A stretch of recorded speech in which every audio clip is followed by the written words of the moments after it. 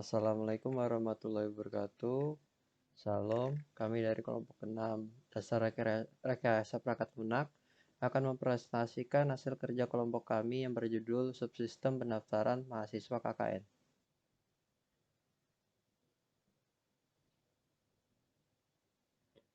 Di sini pada kelompok 6 kami beranggota Rian yang dengan NIM 120140212, yang kedua Aron Noah Kalalo dengan NIM 120140236. Selanjutnya ada Bagasya dengan NIM 120140236. 4 adalah Yusuf Fadil Ahmad dengan NIM 120140245. Dan yang kelima ada Fahri Ahmad dengan NIM 120140124. Yang keenam ada Mikael Paskalis Simanjuntak dengan NIM 120140137. Penjelasan singkat.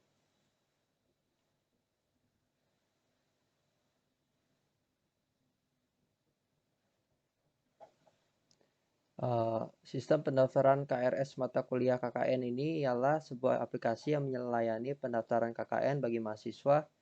Sistem ini terhubung dengan sebuah sistem syakat.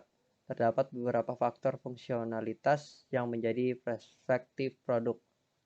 Salah satunya adalah sistem ini dapat menampilkan syarat untuk menjadi peserta KKN sebagai faktor dari antarmuka terhadap pemakai. Sistem ini juga dapat menanggapi proses entry KRS sebagai faktor dari antarmuka sistem.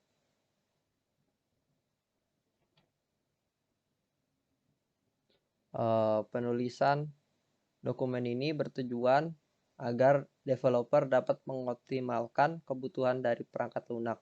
Yang diinginkan oleh user dalam hal ini ialah mengatur sistem pendaftaran KKN. Deskripsi umum sistem.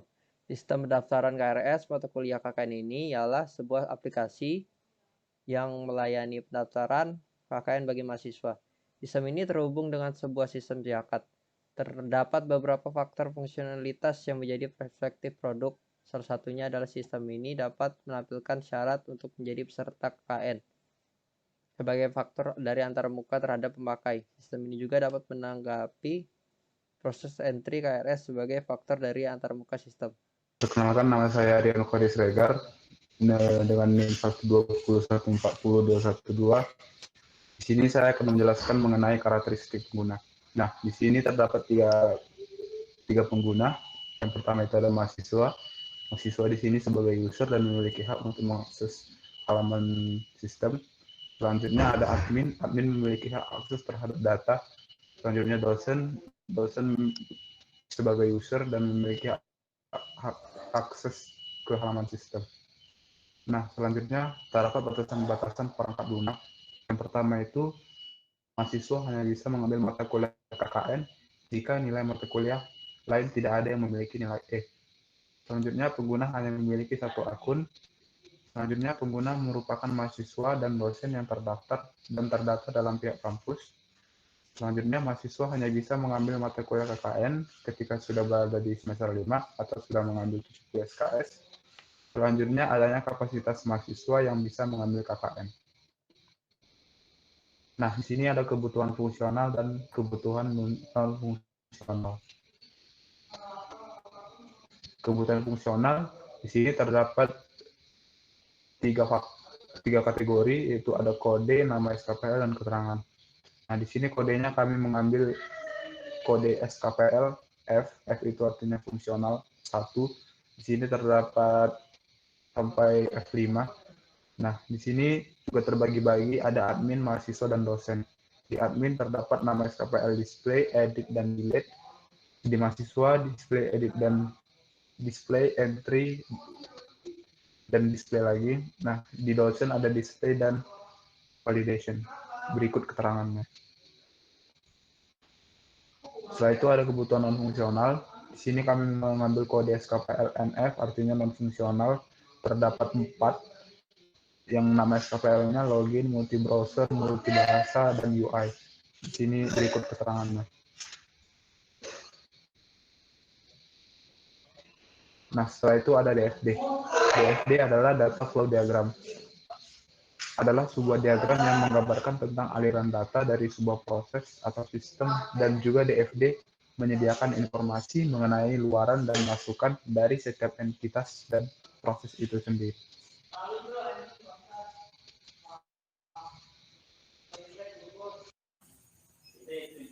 Selanjutnya, perkenalkan, saya Mikael Simanjuntak. Selanjutnya, diagram konteks. Di sini terdapat proses subsistem pendaftaran mahasiswa KKN. Di sini memiliki aliran data ke entitas mahasiswa, yaitu menampilkan status validasi KRS dan menginformasikan syarat pendaftaran peserta KKN. Di sini entitas mahasiswa memiliki aliran data entry KRS KKN dan melihat status validasi KRS ke proses subsistem pendaftaran mahasiswa KKN. Proses subsistem pendaftaran mahasiswa KKN memiliki aliran data KRS KKN mahasiswa ke entitas dosen, dan entitas dosen memiliki aliran data memvalidasi KRS KKN mahasiswa ke proses subsistem pendaftaran mahasiswa KKN. Proses subsistem pendaftaran mahasiswa KKN memiliki aliran data KRS KKN mahasiswa ke entitas admin, dan entitas admin memiliki aliran data mengubah entry KRS KKN mahasiswa dan menghapus entry KRS KKN mahasiswa ke proses subsistem pendaftaran mahasiswa KKN.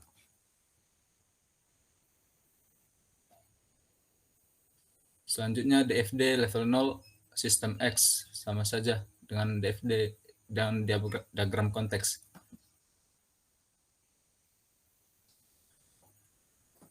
Selanjutnya, DFD level 1. Di sini terdapat dua proses, yaitu proses login dan proses pengolahan data. Proses entitas mahasiswa dan entitas dosen memiliki aliran data daftar syakat dan login akun syakat ke proses login. Proses login memiliki aliran data ke entitas mahasiswa dan dosen, yaitu memberikan akun mahasiswa dan akun dosen. Mahasiswa memiliki aliran data entry KRS KKN ke proses pengolahan data, dan proses pengolahan data memiliki aliran data status validasi dan daftar syarat pendaftaran ke entitas mahasiswa. Proses pengolahan data memiliki aliran data daftar KRS KKN mahasiswa ke entitas dosen, dan dosen memiliki aliran data validasi KRS KKN mahasiswa ke proses pengolahan data.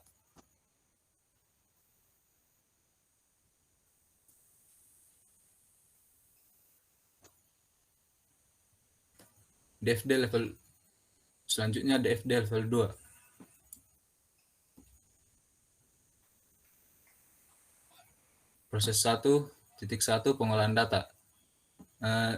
Di sini entitas mahasiswa memiliki aliran data ke proses konfirmasi syarat pendaftaran ke proses konfirmasi syarat pendaftaran, lalu dilanjut ke cetak KRS KKN yang memiliki aliran data entry KRS KKN ke entitas mahasiswa. Lalu entitas mahasiswa memiliki aliran data memvalidasi KRS KKN mahasiswa ke proses entry KRS KKN.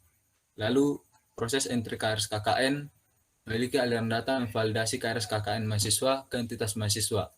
Lalu mahasiswa memiliki aliran data entry KRS KKN ke proses cetak KRS KKN.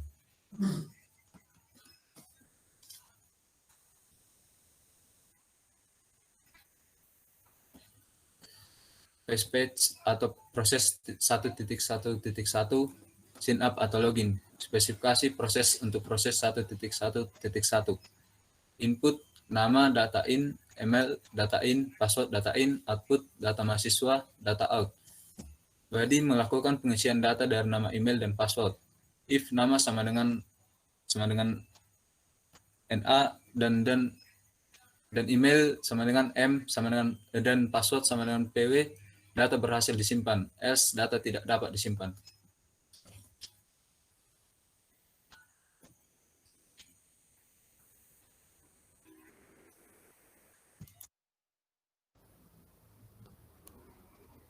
Perkenalkan, nama saya Fadil Ahmad, NIM 120140245.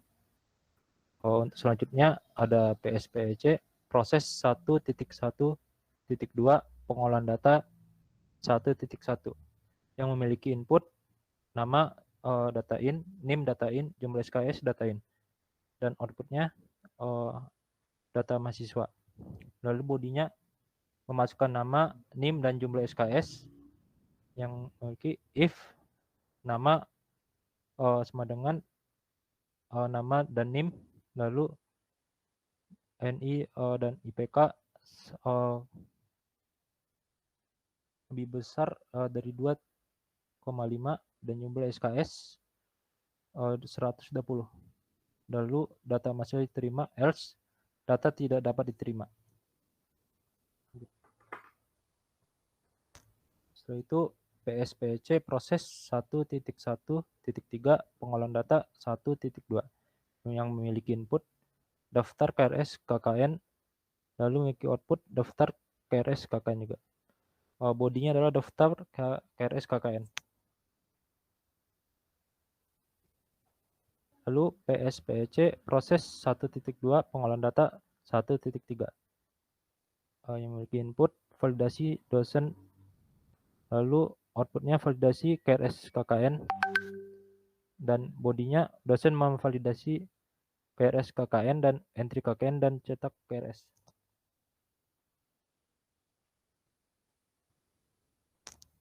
Lalu use case-nya. Diagram use case merupakan representasi dari interaksi yang terjadi pada sistem dan lingkungan. Dalam kasus ini terdapat 3 pelaku, yaitu mahasiswa, dosen, dan admin.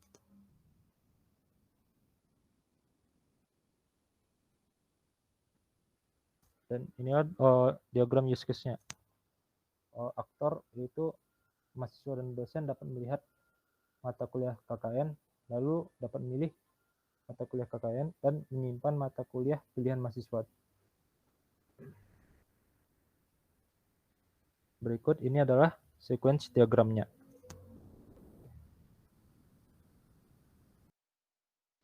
Perkenalkan, nama saya Arono Kalalu, NIM 120140232. Selanjutnya, diagram aktivitas login. Di diagram aktivitas login ada 2, yaitu mahasiswa dan dosen, dan sistem. Pertama, mahasiswa atau dosen membuka laman Siakat ITERA ac.id, lanjut ke sistem, halaman menu login, lanjut lagi ke mahasiswa atau dosen mengisi username dan password, lanjut ke menekan tombol login, lanjut ke sistem verifikasi password, menampilkan benar atau salah, apabila benar menuju menu utama, apabila salah menampilkan pemberitahuan password Anda salah, dan lanjut ke halaman menu login.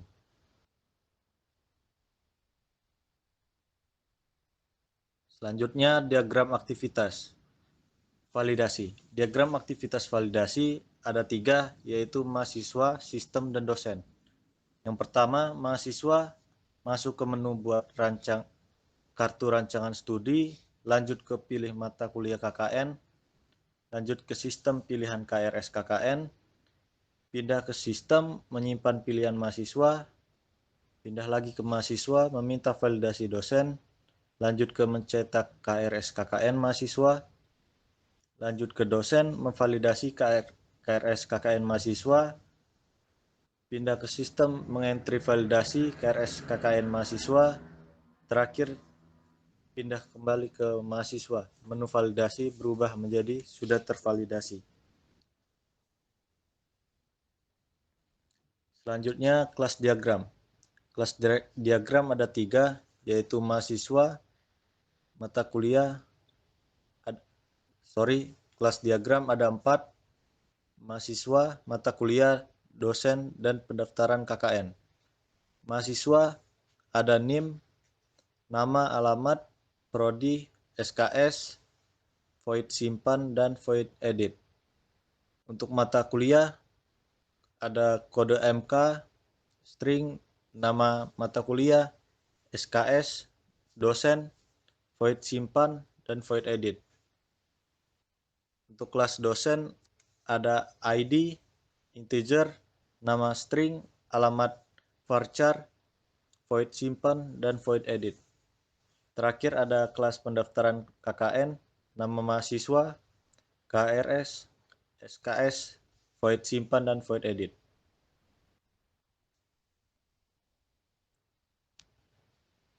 Oke, izin melanjutkan. Di sini saya Fahri Ahmad dengan NIM 120, 140, 124. Di sini kita akan bahas mengenai testing. Testing sendiri ialah pengujian dalam perangkat lunak yang telah dibuat oleh pencipta ya dengan sesuai dengan kebutuhan pengguna. Jadi di testing sendiri, next. Di testing sendiri ada dua, yaitu ya fungsional dengan non-fungsional gitu. Terus kita masuk terlebih dahulu ke yang fungsional. Di sini di yang fungsional kita ada test case mahasiswa yang mana di sini ada 4 jenis, yaitu ID skenario, nama skenario, status halaman terakses, kemudian ada hasilnya langsung.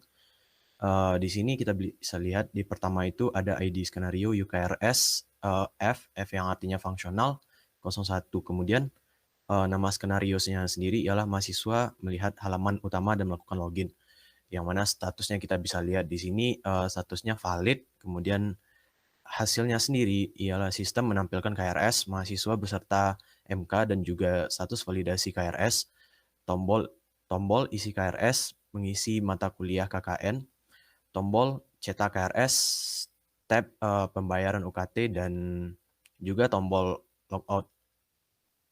Kemudian kita bisa lihat juga di sini kemudian ID skenario dan nama skenario. Kemudian di bawah di sini kita bisa lihat dari keseluruhan test case mahasiswa ini dari status halaman yang terakses itu semuanya hampir valid kecuali yang UKRS F05 yang mana itu mahasiswa melihat halaman isi KRS yang mana hasilnya jika mahasiswa belum membayar UKT maka mahasiswa tidak dapat mengakses halaman isi KRS.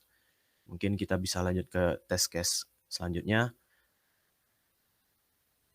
Di test case dosen kita bisa lihat di sini semua valid kecuali yang UKRS F09 yang mana nama skenario dosen melihat halaman utama dan melakukan login yang mana status halamannya ini ialah invalid ya. Mungkin kita bisa lanjut ke test case selanjutnya. Ya, di sini ada test case admin yang mana kita bisa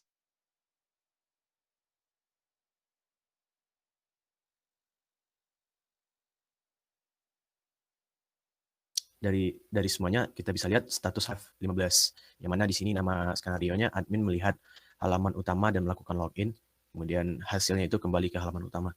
Mungkin bisa lanjut ke yang non fungsional. Oke, di sini ada non-fungsional yang mana kita bisa lihat hampir sama seperti fungsional, yang mana di sini ada ID skenario, nama skenario, hasil, dan kemudian kita bisa lihat hasilnya di situ. Jadi kita bisa lihat di sini semua hasilnya itu ya valid. Oke, next. Oke, di sini untuk kesimpulan ilmiah, berdasarkan hasil dari SKPL yang telah kami buat, kami menyimpulkan bahwa sistem pendaftaran KKN yang melibatkan 3 pengguna, yaitu mahasiswa, admin, dosen, telah mengikuti sesuai prosedur SKPL yang berlaku. Kualitas sistem pendaftaran KKN dapat dikatakan baik karena pada saat testing telah mencakup kebutuhan yang luas dan berjalan dengan cepat. Gimana? Sekian dari kelompok kami, kurang lebihnya mohon dimaafkan. Saya ucapkan wassalamualaikum warahmatullahi wabarakatuh.